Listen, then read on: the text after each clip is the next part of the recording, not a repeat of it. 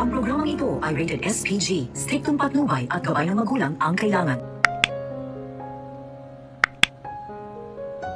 Napaamo nga ni Farah itong si Darius at tiyak ay may ginawa na naman itong black magic laban nga kay Darius upang mapasunod nga niya ito at mapamahal sa kanya.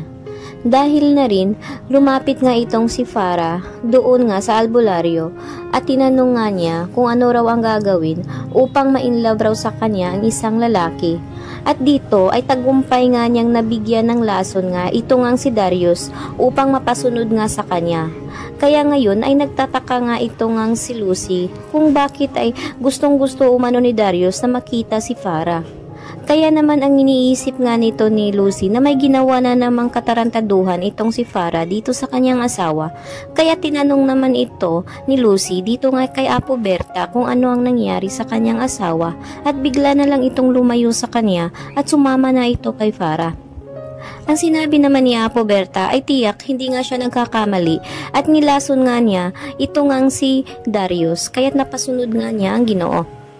Kaya nga nagtatanong nga itong si Lucy kung ano raw at paano raw ito maagapan ulit dahil napapansin nga niya na lumalayo na nga ang loob ng kanyang asawa sa kanya.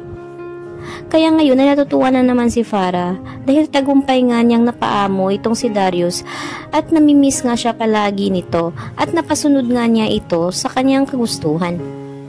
Kaya ngayon ay inis na inis nga itong si Lucy kung paano nga ito nangyari. Kaya naman sinabi ni Apo Berta na tutulungan nga niya itong si Farah ay itong si Lucy upang sa gayon ay mabalik na sa kanyang asawa.